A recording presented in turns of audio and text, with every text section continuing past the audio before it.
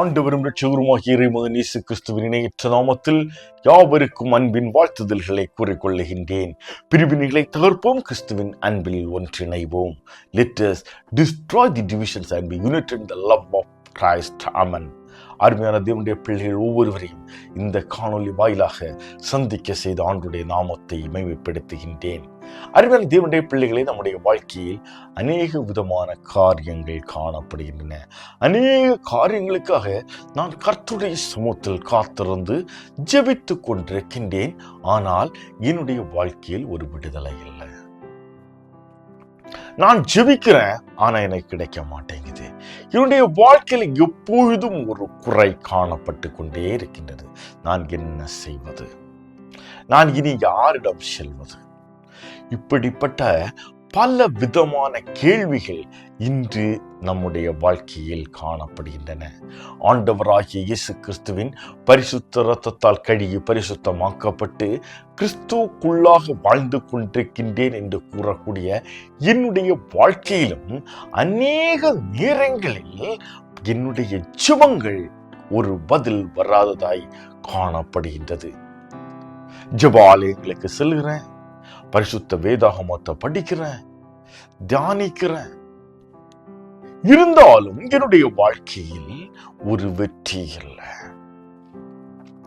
எப்பொழுதுமே என்னுடைய வாழ்க்கையில் ஒரு குறை காணப்பட்டு கொண்டே இருக்கிறது. இப்படியாக வரும் பொழுது என்ன செய்கிறது? என்னுடைய விசுவாசமானது கேள்விக்குறியாகி எனக்கும் ஆண்டவருக்குமான உறவை முறிந்து விடக்கூடிய ஒரு சூழ்நிலைக்குள்ளாக நான் தள்ளப்பட்டு கொண்டிருக்கின்றேன். அருமையான தேவனுடைய பிள்ளைகளே, கர்த்தர் இன்று உங்களை பலப்படுத்த விரும்புகின்றார். கர்த்தர் கூறுகின்றார், உதவி செய்வது எனக்கு லேசான காரியம். உங்களுடைய வாழ்க்கையில் காணப்படக்கூடிய அனைத்து விதமான கட்டுகள் இருந்தும் உங்களை மீட்டெடுப்பது எனக்கு லேசான காரியம். மரண படுக்கையிலிருந்து உன்னை உயிரோடு எழுப்ப செய்வது என்பது எனக்கு லேசான காரியம். உன்னுடைய சரீரத்தில் உள்ள வியாதியின் பிடியிலிருந்து உன்னை மீட்டெடுப்பது என்பது எனக்கு லேசான காரியம். உன்னுடைய வாழ்வில் காணப்படக்கூடிய பொருளாதார நெருக்கங்களிலிருந்து உன்னை மீட்டெடுப்பது என்பது எனக்கு லேசான காரியம். உன்னுடைய சரீரத்தில் காணப்படக்கூடிய அவயங்களில் காணப்படக்கூடிய எல்லா பழுதையும் நீக்கி உன் ஊனத்திலிருந்து உன்னை மீட்டெடுப்பது என்பது எனக்கு லேசான காரியம்.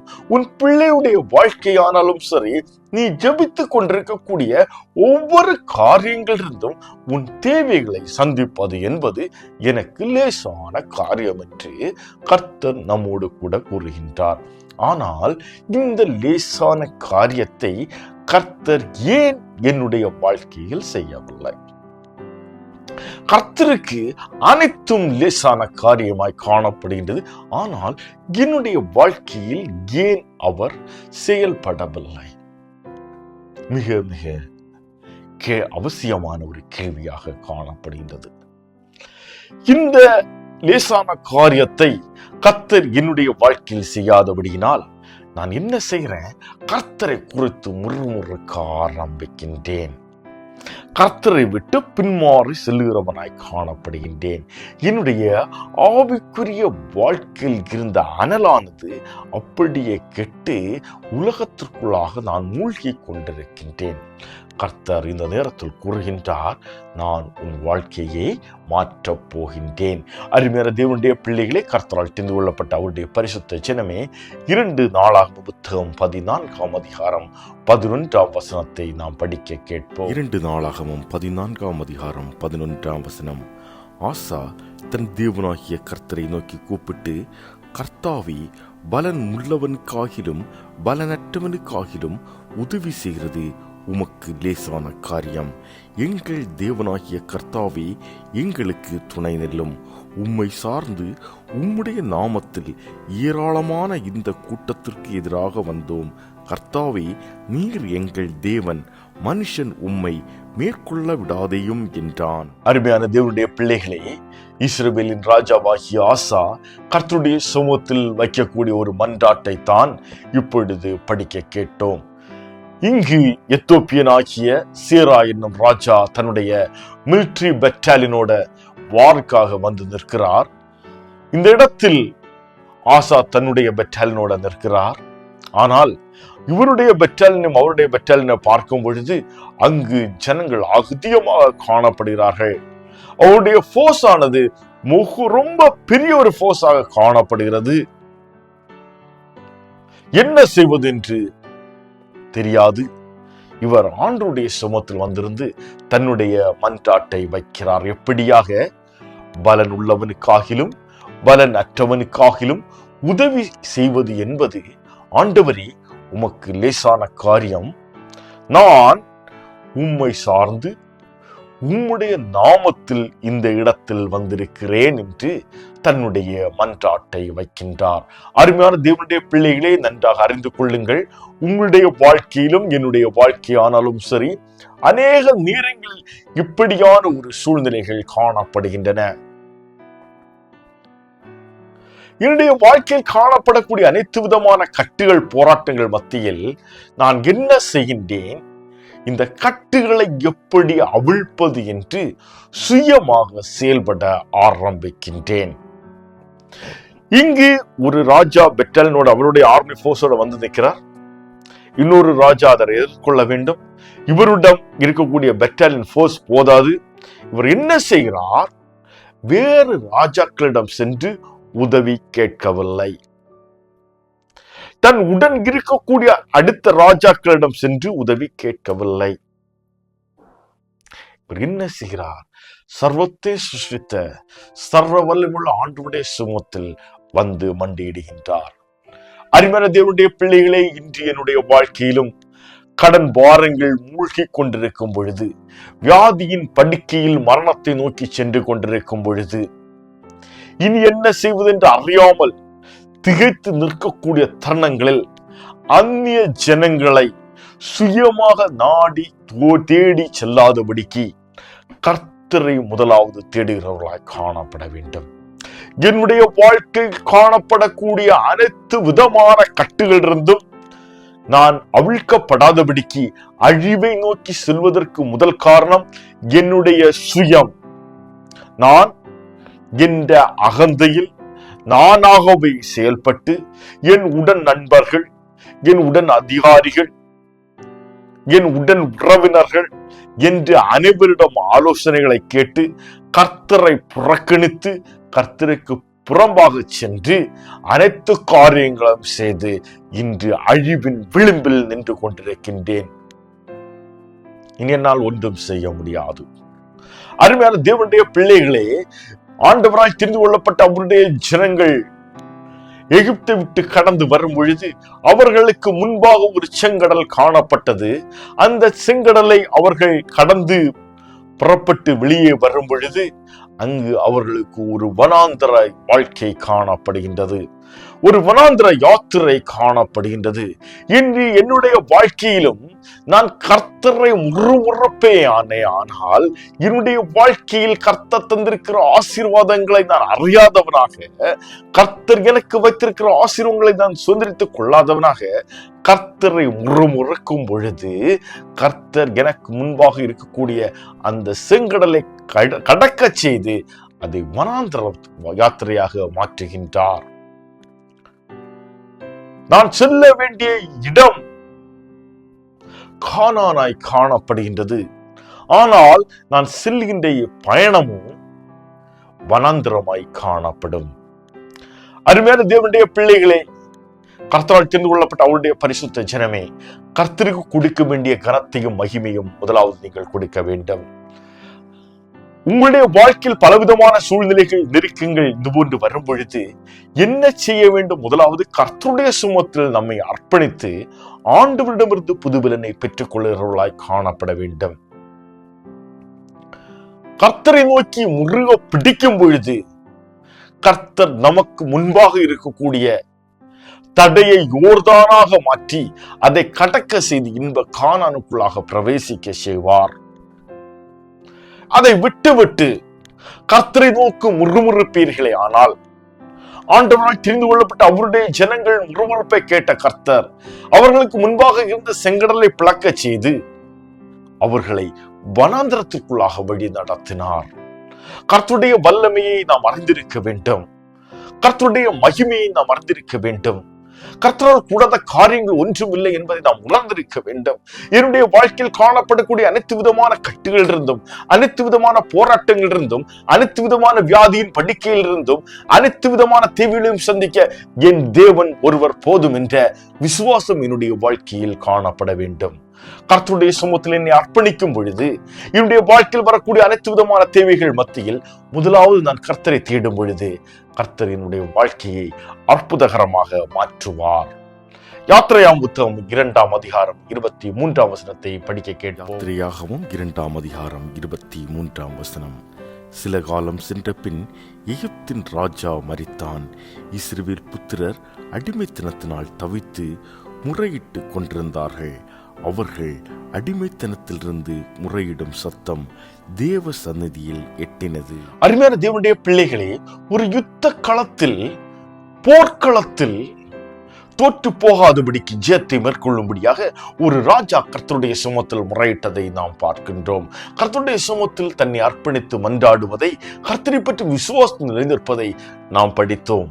இந்த நேரத்திலே கர்த்தரால் தெரிந்து கொள்ளப்பட்ட அவருடைய ஆபிரகாமின் சந்ததியாகிய ஜனங்கள் தங்களுடைய அடிமைத்தனத்திலிருந்து கர்த்தரை நோக்கி முறையிடுகிறார்கள்.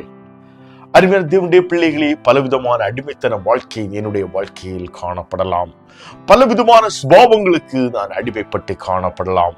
உலக பிரகாரமான காரியங்களில் நான் அடிமைப்பட்டு காணப்படலாம். இன்று அநேகருடைய வாழ்க்கையை நாம் பார்ப்போமே ஆனால் 24/7 அவங்க கையில மொபைல் எப்போதும் இருந்து கொண்டிருக்கும். அதற்கு அடிமைப்பட்டு தங்களுடைய வாழ்க்கையை சிறையடித்து போகக்கூடிய ஒரு இக்கட்டான ஒரு சூழ்நிலைக்குள்ளாக காணப்படலாம். எவ்விதமான அடிமைத்தனத்திலிருந்தும் கர்த்தரை நோக்கி நீங்கள் கூப்பிடுவீர்களே ஆனால் உங்களை விடுவிக்க கர்த்தர் ஆயத்தமாயிருக்கின்றார். தம்முடைய ஜனங்கள் கர்த்தரை நோக்கி முறையிட்ட பொழுது 10 விதமான யுத்தங்களை செய்து 10 விதமான வார்த்தைகளை அனுப்பி தம்முடைய ஜனங்களை மீட்டெடுக்க கர்த்தரால் கூடும். அவருக்கு இது லேசான காரியம். நம் தேவனால் கூடாத காரியங்கள் ஒன்றுமல்ல. நாம் கர்த்தரை நோக்கி கூப்பிட வேண்டும் என்று அவர் வாஞ்சை உள்ளவராயிருக்கிறார். இந்த உலக ஜனங்களை நாடுவதல்ல, அந்நிய ராஜாக்களை தேடுவதல்ல, அல்லது நமக்கு மேல் அதிகாரிகளை தேடுவதல்ல. முதலாவது கர்த்தரை தேட வேண்டும். முதலாவது கர்த்தரை தேடும் பொழுது சேனைகளின் கர்த்தர் அவர் நமக்காக யுத்தம் செய்வார். நம்முடைய வாழ்க்கையில் உதவி செய்வது கர்த்தருக்கு லேசான காரியம். அவர் நம் பலம் உள்ளவன் என்றோ அல்லது பலவீனன் என்றோ கர்த்தர் பார்ப்பதில்ல. நீ கர்த்தரை நோக்கி கூப்பிடுகிறாயா, அந்த கூப்பிடுதலில் காணப்படக்கூடிய விசுவாசத்தையும் அதன் ஆழத்தையும் கர்த்தர் பார்க்கின்றார். உன்னுடைய கண்ணீரை அவர் துருத்திகளில் ஏந்தி வைத்திருக்கின்றார். அருமையான தேவனுடைய பிள்ளைகளே, கர்த்தரால் தெரிந்து கொள்ளப்பட்ட அவருடைய பரிசுத்த ஜனமே, உங்களுடைய வாழ்க்கையில் நீங்கள் எவ்விதமான சூழ்நிலைகள் மத்தியில் வேணாலும் நீங்க வாழ்ந்து கொண்டிருக்கலாம். உங்களுடைய வாழ்க்கை எல்லாமே அழிந்து போய்விட்டது, இனி என்னால் ஒன்றும் செய்ய முடியாது. ஒரு பிரச்சனை இல்லை. கர்த்தருடைய சுமத்திர முழங்கால் படி போடுங்க. கர்த்தரை நோக்கி தன் கரங்களை உயர்த்தி ஆண்டவரை நோக்கி கூப்பிடுங்க. கர்த்தர் உங்களுடைய வாழ்க்கையில் ஒரு அற்புதத்தை கட்டளையிடுவார். நம் தேவனால் கூடாத காரியங்கள் ஒன்றுமில்லை. வாழ்க்கையில் ஒரு அற்புதத்தை செய்வது என்பது கர்த்தருக்கு லேசான காரியம். மத்திய எழுதிய சுவிசேஷ புத்தகங்களில் நாம் பார்க்கும் பொழுது ஆண்டவராகிய இயேசு கிறிஸ்துவின் சுவிசேஷ காலங்களில் அநேக விதமான அற்புதங்களை கர்த்தர் செய்கின்றார். மத்திய சுவிசேஷ 9ஆம் அதிகாரம் 18ஆம் வசனத்தில் முதலில் நாம் படித்து பார்ப்போமே ஆனால் அங்கு ஒரு தலைவன் தன்னுடைய மகளுக்காக ஆண்டவருடைய இயேசு கிறிஸ்துவிடம் வருகின்றார். அந்த தருணத்தில் அந்த மகள் இன்னொருவர் வந்து சொல்றான், அந்த மகள் இறந்து போனாள். அப்பொழுதும் அந்த தலைவன் ஆண்டவரிடம் கூறுகிறார், ஆண்டவரே, உம்மால் கூடாதவர்கள் ஒன்றுமல்ல, நீர் வருவீரையானால் அவர் பிழைத்துக் கொள்வாள். இப்படிப்பட்ட ஒரு விசுவாசம் என்னுடைய வாழ்க்கையில் காணப்படுகின்றதா? அதன் 9ஆம் அதிகாரம் 18ஆம் வசனத்தை படிக்கும் பொழுது அவள் மரித்து போனாள். அவள் என்ன செய்தான்? இறந்துட்டான். இறந்து போன அந்த மகளை உயிரோடு எழுப்ப கர்த்தரால் கூட. அந்த தலைவன் அந்த தகப்பனாருடைய விசுவாசம் மிக பெரிது. ஆண்டவரே, நீர் அவள் மேல் கையை வையும், அவள் பிழைத்துக் கொள்வார். ஆண்டவரே, இந்த மரித்து மகள் தான் மரித்து கிடக்கிறாள், நீங்க அவள் மேல கையை வைங்க, அவள் பிழைத்துக் கொள்வாள். அவள் இப்படிப்பட்ட ஒரு விசுவாசம். இவனுடைய வாழ்க்கை எல்லாம் முடிந்து விட்டது என்ற ஒரு தருணம். இனி என்னால் ஒன்றும் செய்ய முடியாது, இந்த சூழ்நிலையில் என்னால் மீண்டு வர முடியாது. டெட் அண்ட் கர்த்தரை நோக்கி கூப்பிடு, ஆண்டவரே உம்முடைய கரங்களை வைங்கப்பா, உம்முடைய கரங்களை என் மேல் வைங்க, இந்த சூழ்நிலைகள் மேல் உம்முடைய கரங்களை வைங்க, இதோ மரித்து கிடக்கக்கூடிய இந்த கட்டுகள் மேல் உம்முடைய கரங்களை வைங்க ஆண்டவரே. உலர்ந்த எலும்புகளை உயிர் பெற்று இழச்சிய கர்த்தரால் கூடும். உன்னுடைய வாழ்க்கையில் காணப்படக்கூடிய எல்லா கட்டுகளையும் உடைத்து உன்னை வெற்றியின் பாதில் வழிநடத்த கர்த்தரால் கூடும். அந்த மகளுடைய கரத்தை கர்த்தர் பிடித்தார், உடனே அவள் எழுந்து இருந்தாள். அருமையான தேவனுடைய பிள்ளைகளை, மரித்து போன அந்த மகளை அந்த தகப்பன் ஜீவனோட பெற்றுக்கொண்டார். கர்த்தரை பற்ற விசுவாசத்தின் நிமித்தமாக இன்று என்னுடைய விசுவாசம் எப்படியாக காணப்படுகின்றது? அதே போலத்தான் லாசருடைய வாழ்க்கையை நாம் பார்ப்போமே. ஆனால் அவர் மரித்து 4 நாட்கள் ஆகின்றது. அவருடைய சகோதரிகள் யாவரும் கர்த்தரை பற்றும் விசுவாசத்தில் வாழ்ந்தவர்கள் தான். ஆனால் தங்களுடைய வாழ்க்கையில் ஒரு இழப்பு வந்த பொழுது அவர்களால் அதை சகித்துக் கொள்ள முடியவில்லை. தங்களுடைய வாழ்க்கையில் ஒரு போராட்டம் வந்த பொழுது அந்த விசுவாச வாழ்க்கையானது கேள்விக்குறியாக காணப்படுகின்றது. என்னுடைய வாழ்க்கையிலும் நான் ஜெபம் பண்ணுறேன், வேதாகமத்தை படிக்கிறேன், ஜெப ஆலயங்களில் சென்று முன்பந்தியில் அமர்றேன், சபைக்கு அடுத்த காரியங்கள் எல்லாம் ஈடுபடுகிறேன். ஆனாலும் என்னுடைய வாழ்க்கையில் ஏன் இந்த போராட்டம்? அருமையான தேவனுடைய பிள்ளைகளே, கர்த்தரோடு கூட இணைந்து வாழும் பொழுதும் நம்முடைய வாழ்க்கையில் போராட்டங்கள் உண்டு. ஆனால் அந்த போராட்டங்கள் மத்தியில் கர்த்தரை பற்றி விசுவாசத்தில் நாம் காத்திருப்போமே. ஆனால் கர்த்தர் நம்மை வழிநடத்த வல்லவராயிருக்கிறார். இதோ அவருடைய சகோதரியிடம் வந்து இந்த ஆண்டவரை இயேசு கிறிஸ்து கூறும் பொழுதே அவர்கள் கூறுகிறார்கள், இதோ அவர்களை அடக்கம் செய்து 4 நாட்கள் ஆகிட்டு, இப்பொழுது அந்த கல்லை புரட்டி போடுவோமானால் நாருமே என்று அவர்கள் கூறுகிறார்கள். இதைத்தான் யோவான் சுவிசேஷ புத்தகம் 11ஆம் அதிகாரம் 14 முதல் 44 வரை உள்ள வேத பகுதியில் நாம் படிக்க முடியும்.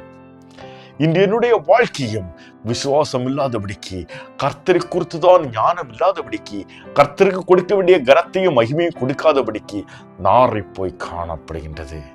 இந்த நாரை போன உன்னுடைய விசுவாசத்தை உயிரடைய செய்ய கர்த்தர் வாஞ்சியாயிருக்கிறார். இயேசு கிறிஸ்து ஒரே ஒரு வார்த்தையை தான் சொன்னார், நீ விசுவாசித்தால் தேவனுடைய மகிமையை காண்பாய். நீ விசுவாசித்தால் தேவனுடைய மகிமையை காண்பாய். இன்று உன்னுடைய வாழ்க்கையில் விசுவாசம் காணப்படுமே. ஆனால் நீ கர்த்தருடைய மகிமையை காணப்போகின்றாய்.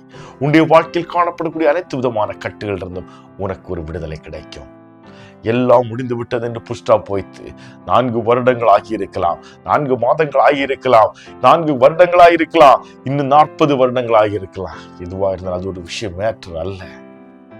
கர்த்தர் ஒரு அற்புதத்தை செய்வார். கர்த்தர் ஒரு அற்புதத்தை செய்வார். மரித்து 4 நாட்களான அந்த லாசருவை கர்த்தர் உயிரோடு எழுப்பி கொண்டு வந்தார். நம் தேவனால் கூடாத காரியங்கள் ஒன்றுமல்ல. அருமையான தேவனுடைய பிள்ளைகளை, இன்று நம்முடைய வாழ்க்கையில் இன்னொரு பிரச்சனை இருக்கு. என்ன தெரியுமா? ஆண்டுடைய சமூகத்துல ஜெபிக்கிறேன், எனக்கு கிடைக்கல, உடனே விட்டுட்டு என்ன செய்யறது? முறுமுறுக்க ஆரம்பித்து விடுவது. போராடும் குணம் என்னுடைய வாழ்க்கையில இல்லை.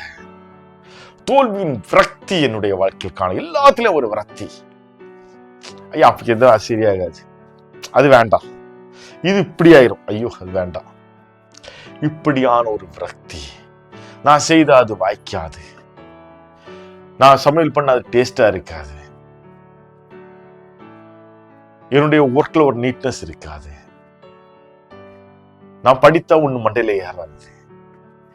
எல்லாத்திலையும் விரக்தி. அருமையான தேவனுடைய பிள்ளைகளே, இயேசு கிறிஸ்துவின் சுவிசேஷ காலகட்டங்களில் ஒரு கானானிய ஸ்திரீ தன்னுடைய மகள் பிசாசினால் அவதிப்படுவதை கண்டு கவலை உற்று ஆண்டவராய் இயேசு கிறிஸ்துவின் வல்லமையை அறிந்து உணர்ந்து அவரை நாடி தேடி வருகிறாள். அவளை தேடி, அவர் ஆண்டவரை தேடி அவருடைய சமூகத்தில் வரும் பொழுது அவர் சொல்லுகிறார், என்ன செய்யறாரு? அந்த காலகட்டங்கள்ல இவங்களுக்கு இடையில பெரிய பிரச்சனைகள் நடந்து கொண்டிருக்கின்றது. அவர் என்ன செய்யறாரு? அவளுடைய வார்த்தையை கேட்கவில்லை. திரும்ப திரும்ப அவர் கூப்பிடுறா, அவர் போகவில்லை. அவர் தம்முடைய ஜனங்களுக்காகவே வந்தார். அப்பதான் அந்த பொண்ணு சொல்றா, எஜமானின் மேஜையில் இருந்து கீழே விழக்கூடிய அந்த போஜன துணிக்கைகளை நாய்க்குட்டிகள் தின்னுமே என்று தன்னை தாழ்த்தி ஆண்டவருடைய சமூகத்தில் ஒப்பு கொடுக்கிறா. தன்னை தாழ்த்தி ஆண்டவரை கூப்பிடுறா. ஆண்டவர் சொல்ற, நான் வரமாட்டேன். சீஷரெல்லாம் ஆண்டவர்கிட்ட சொல்ல, அவர் அனுப்பி விடுங்க. அவர் போகல. அப்பதான் அவர் சொல்றா, இந்த விசுவாசம் தன்னை தாழ்த்தி கர்த்தரிட கூறுகிறா. அந்த மேஜையிலிருந்து விடக்கூடிய துணிக்கைகளை நாய்க்குட்டிகள் தின்னுமே ஆண்டவரே, அந்த துணிக்கைகளை நாய்க்குட்டிகள் தின்னுமே ஆண்டவரே. அப்ப கர்த்தர் சொல்றா, உன் விசுவாசம் பெரிது, உன் விசுவாசம் பெரிது, உன் விசுவாசம் பெரிது. இப்படியான ஒரு போராட்ட குணம் என்னுடைய வாழ்க்கையில் காணப்பட வேண்டும். தன்னுடைய மகள் பிசாசினால் அவதிப்பட்டுக் கொண்டிருக்கிறார். அவளுக்கு என்னெல்லாம் செய்யணும், எல்லாம் செய்தாகி விட்டது. கர்த்தருடைய வல்லமையை அறிந்திருக்கிறார், கர்த்தருடைய மகிமையை அறிந்திருக்கிறார். கர்த்தரால் கூடும் என்பதை விசுவாசித்து கர்த்தருடைய சுமத்தில் வரும் பொழுது கால தாமதமாய்க் கொண்டிருக்கின்றது. எனக்கு உடனே ஒரு விடுதலை கிடைக்கவில்லை. அவள் காத்திருந்து பொறுமையோடு தன்னை தாழ்த்தி கர்த்தரிடமிருந்து அந்த விடுதலையை பெற்றுக் கொள்கிறாள். கர்த்தரிடமிருந்து வெற்றியை பெற்றுக் கொள்கிறாள். கர்த்தரிடமிருந்து அந்த ஆசீர்வாதத்தை பெற்றுக் கொள்கிறார். இப்படிப்பட்ட ஒரு நிலைமை நம்முடைய வாழ்க்கையில் காணப்படுகின்றதா? இப்படிப்பட்ட ஒரு விசுவாச வாழ்க்கையை நான் வாழ்ந்து கொண்டிருக்கின்றேனா? கர்த்தர் சொல்கிறார், உனக்கு உதவி செய்வது என்பது எனக்கு லேசான காரியம். ஆனா நான் என்ன செய்ய வேண்டும்? என்னை தாழ்த்தி ஆண்டவருடைய சுமத்தில் ஒப்பு கொடுக்க வேண்டும். கர்த்தர் என்னை ஆசீர்வதிக்கும் வரை அவரை முருக பிடித்து அவரிடமிருந்து பெற்றுக் கொள்கிறவனாய் நான் காணப்பட வேண்டும். ஏசாயா தீர்க்கதரிசியின் புத்தகம் 31ஆம் அதிகாரம் 5ஆம் வசனத்தை நாம் படிக்க கேட்போம். ஏசாயா 31ஆம் அதிகாரம் 5ஆம் வசனம். பறந்து காக்கிற பட்சிகளைப் போல சேனைகளின் கர்த்தர் எருசலேமின் மேல் ஆதரவாக இருப்பார். அவர் அதை காத்து தப்ப பண்ணுவார். அவர் கடந்து வந்து அதை விடுவிப்பார். வந்து காக்கிற பட்சிகளைப் போல கர்த்தர் தம்முடைய ஜனங்களை பாதுகாப்பார். அருமையான தேவனுடைய பிள்ளைகளே, கர்த்தர் நம்மை ஆசீர்வதிக்கவே வாஞ்சை உள்ளவராயிருக்கிறார். அவர் நம்மளை இப்படி பாதுகாப்பாராம், பறந்து காக்கிற பட்சிகளைப் போல கர்த்தர் நம்மை பாதுகாப்பார். நம்முடைய வாழ்க்கையில வர பல விதமான நெருக்கங்களா இருக்கலாம், வியாதியா இருக்கலாம், சூழ்நிலைகளா இருக்கலாம், சோர்வுகளா இருக்கலாம், கவலையா இருக்கலாம், வியாதியின் படுக்கையா இருக்கலாம். எதா இருந்தாலும் சரி, அதை ஒரு பொருட்டாக எண்ணாதபடிக்கு கர்த்தருடைய சுமத்தில் இறக்கி வைத்து கர்த்தரை பற்றி விசுவாசத்தில் ஆண்டவரோடு கூட இணைந்து வாழும் பொழுது நம்முடைய வாழ்க்கையில் கர்த்தர் ஒரு அற்புதத்தை கட்டளையிடுவார். பறந்து காக்கிற பட்சிகளைப் போல கர்த்தர் நம்மை பாதுகாப்பார். அதாவது இந்த பட்சிகள் என்ன செய்யுமா, அவர்கள் கூடுகளில் இருக்கக்கூடிய அந்த குஞ்சுகளுக்கு ஒரு ஆபத்து வரும் பொழுது தன்னுடைய ரெக்கைகளை அடித்து ஆக்ரோஷமாக பறந்த அந்த எதிரிகளை தாக்கும். தன்னுடைய குஞ்சுகளை பாதுகாப்பதற்காக அது ஆக்ரோஷத்தோடு தன்னுடைய சட்டைகளை அடித்து எழும்பும். இப்படியாக கர்த்தர் தம்முடைய ஜனங்களுக்காக ஆக்ரோஷத்தோடு எழும்பி யுத்தம் செய்கிறவராயிருக்கிறார். அவர் சேனைகளின் கர்த்தர், அவர் பராக்கிரமசாலியான கர்த்தர். அவர் கர்த்தருடைய வாழ்க்கையில் ஒரு அற்புதத்தை செய்ய வேண்டுமா, என்ன செய்ய வேண்டும்? அவருடைய சட்டைகளுக்குள்ளாக சென்று அமர்ந்து விட வேண்டும். ஒரு ஆபத்து வரும் பொழுது இந்த குஞ்சுகள் என்ன செய்யும்? தன் தாய் கிளிக்குள்ள போய் அமர்ந்து கொள்ளும், அந்த சிட்டைகளுக்குள்ள போய் அமர்ந்து கொள்ளும். அந்த எதிரிகளை இந்த தாய்க்குறி என்ன செய்யும்? ரெக்கைகள் அடிச்சு எழும்பி அப்படி ஆக்ரோஷமாக தாக்கி தன் குஞ்சுகளை பாதுகாக்கும். தன்னுடைய சிட்டைகளுக்குள்ளாக இருக்கக்கூடிய தன்னுடைய குஞ்சுகளை அந்த தாய் பாதுகாக்க ஆரம்பிக்கும். அருமையான தேவனுடைய பிள்ளைகளை, இப்படியாகத்தான் நாம் கிறிஸ்துவுக்குள்ளாக நம்மை அர்ப்பணிக்கும் பொழுது, ஆண்டவருக்குள்ளாக என்னை அர்ப்பணிக்கும் பொழுது, அவர் பறந்து காக்கிற பட்சிகளைப் போல என்னை பாதுகாத்து வளர்த்த வல்லவராயிருக்கிறார். கர்த்தரால் கூடாத காரியங்கள் ஒன்றுமல்ல. நமக்கு உதவி செய்வது லேசான காரியம். கர்த்தர் சொல்லுகிறார், நான் உனக்கு செய்வது லேசான காரியம். நம்முடைய வாழ்க்கையில் காணப்படும் எல்லா சூழ்நிலையிலும் உன்னை மீட்டெடுப்பது லேசான காரியம். முதலாவது நீ என்னண்ட வா, என்னை நோக்கி கூப்பிட, என்னுடைய சமூகத்தில் காத்திரு, உன்னை தாழ்த்து. இந்த 3 காரியங்கள் என்னுடைய வாழ்க்கையில் காணப்படும் பொழுது கர்த்தருடைய வாழ்க்கையில் காணப்படக்கூடிய அனைத்து விதமான கட்டுகளிலிருந்து மீட்டு அவருடைய ஆசீர்வாதத்தை சொந்தரித்துக் கொள்ள கிருபை பாராட்டுவார். அருமையான தேவனுடைய பிள்ளைகளே, எத்தனை பேர் என்னோடு கூட சேர்ந்து ஆண்டவருடைய சமூகத்தில் ஒப்பு கொடுக்க ஆயத்தமாக இருக்கிறீங்க? நம்மளை தாழ்த்தும், நம்முடைய வாழ்க்கையில் காணப்படக்கூடிய அனைத்து விதமான சூழ்நிலைகள் மத்தியிலும் நாம் சோர்ந்து போகாதபடிக்கு வருத்தப்பட்டு பாரம் சுமக்கிறவர்களே, நீங்கள் என்னிடத்தில் வாருங்கள், நான் உங்களுக்கு இளைப்பாறுதல் தருவேன் என்ற ஆண்டவருடைய சமூகத்தில் நம்முடைய பாரங்களை இறக்கி வைப்போமா? கண்களை மூடி ஆண்டவருடைய சமூகத்தில் ஒப்பு கொடுப்போமா? எங்களை அன்பாய் நேசித்த எங்களை அன்பின் பரம தகப்பனே, உம்மை நன்றியுள்ள இருதயத்தோடு துதிக்கிறோம், தோத்தரிக்கிறோம் அப்பா. நேரத்திலும் உடைய வார்த்தைகள் மூலமாக நீங்களோடு இடைப்பட்டீங்க ஆண்டவரே, உமக்கு தோத்திரம். எங்களை முற்றிலுமாக தாழ்த்திதோ உடைய சமூகத்தில் ஒப்பு கொடுக்கிறோம் ஆண்டவரே. எங்களிடம் காணப்படக்கூடிய அனைத்து விதமான குற்றங்கள், குறைகள், பாவங்களை பரமத்தகப்பன் ஒரு விஷயம் கூட கழுகி பரிசுத்தமாக்கும்படியாக ஜெபிக்கிறேன் ஆண்டவரே. உமது வல்லமையின் கரம் எங்களை ஆளுகை செய்யட்டும். நீங்க எங்களை வழிநடத்தும்படியாக ஜெபிக்கிறோம். எங்கள் வாழ்வில் காணப்படக்கூடிய அனைத்து விதமான போராட்டங்களிலிருந்தும் எங்களுக்கு ஒரு விடுதலை தாங்கப்பா. கர்த்தர் எங்களோடு கூட இடைப்பட்ட உம்முடைய வார்த்தைகளுக்கு இணங்க எங்களை முற்றிலுமாக தாழ்த்தி உம்முடைய சமூகத்தில் ஒப்புக் கொடுக்கிறோம் ஆண்டவரே. யுத்த காலத்தில் உம்மை நோக்கி கூப்பிட்ட அந்த ராஜாவுடைய வாழ்க்கையில் கர்த்தர் அற்புதத்தை செய்தீங்க தகப்பனே. கர்த்தரால் கூடாத காரியங்கள் ஒன்றுமல்ல. அடிமைத்தனத்திலிருந்து உம்மை நோக்கி கூப்பிட ஜனங்களை ஆண்டவரே இந்த கானானுக்குள்ளாக வழிநடத்தினீங்க ஆண்டவரே, உமக்கு ஸ்தோத்திரம். ஆண்டவரே, எங்களுடைய வாழ்வில் காணப்படக்கூடிய முறுமுறுப்பை நாங்கள் விட்டு கர்த்தருடைய சமூகத்தில் விசுவாசத்தோடு காத்திருந்து கானானை ஸ்திரியை போல போராடி பெற்றுக்கொள்ள எங்கள் ஊருக்கு கிருபையாட்டும்படியாக ஜெபிக்கிறோம் அப்பா. திவ பிரசனம் எங்கள் ஒவ்வொருவரையும் ஆளுகை செய்யட்டும். கர்த்தருக்கு விரோதமான எல்லா செயல்களையும் மாற்றி கிறிஸ்துவுக்குள்ளாக நிலைநிற்க எங்கள் ஒவ்வொருவரையும் கிருபைத்தாங்க. நேரத்திலும் செய்தியை கேட்டுக்கொண்டிருக்கிற உம்முடைய பிள்ளைகள் ஒவ்வொருவரும் மேலும் உமது வல்லமையின் அக்கறை இறங்கி வருவதாகப்பா. புது அபிஷேகத்தை கொடுங்க, புது கிருபையால் நிரப்பும்படியாக ஜெபிக்கிறேன். உம்முடைய வல்லமையின் கரம் இறங்கட்டும் ஆண்டவரே. கட்டுகள் உடைக்கப்பட்டு மரண பட்டிகைகள் மாறட்டும் ஆண்டவர். எல்லா பிசாசும் போராட்டங்கள் விடுதலையை கட்டளையிடும் தகப்பனே, உம்முடைய வல்லமையின் அக்கினி பற்றி எரியும்படியாக ஜெபிக்கிறேன். ஒவ்வொருவரையும் ஆவியில் அனலாக்கும்படியாக ஜெபிக்கிறோம். கர்த்தருக்கு சாட்சியாக பிரகாசியை கத்த கிருபை செய்யும். உம்முடைய நாமத்தை மாத்திரமே மகிமைப்படுத்தி உமக்கு பிரகாசியை கத்த கிருபை தாங்க ஆண்டவரே. எங்களை முற்றிலுமாக வறுமையாக்கி உம்முடைய சமூகத்தில் ஒப்புக் கொடுக்கிறோம். உம்முடைய சுத்தத்தின்படி எங்கள் ஒவ்வொருடைய கர்த்தாதி கருத்து நீங்க வல்லமையாக எடுத்து பயன்படுத்துங்க. உம்முடைய நாமம் மகிமைப்படட்டும். மீட்பெருமையோர்மா இயேசு கிறிஸ்துவின் மூலம் பிதாவே, ஆமென். என் ஆத்துமாவை கர்த்தரை தோத்திரி, என் முழு உள்ள வேண்டும் பரிசுத்த நாமத்தை தோத்திரி. என் ஆத்துமாவை கர்த்தரை தோத்திரி, அவர் செய்த சகல உபகாரங்களை மறவாதே. ஆமென். ஆசீர்வாதம் பிதா குமாரன் பரிசுத்த ஆவியானுடைய கிருபையும் அன்பும் சமாதானமும் இன்றும் என்றும் சதா காலங்களிலும் நாம் அனைவரோடும் கூட இருப்பதாக. ஆமென். இந்த செய்தி உங்களுடைய வாழ்க்கையில் பிரயோஜனமாக இருக்கும் என்று நீங்கள் கருதினால் உங்கள் நண்பர்களுக்கும் பகிருங்கள். அவர்களும் கர்த்தரிடமிருந்து ஆசீர்வாதத்தை பெற்றுக்கொண்டு கர்த்தருடைய நாமத்தை மகிமைப்படுத்தட்டும்.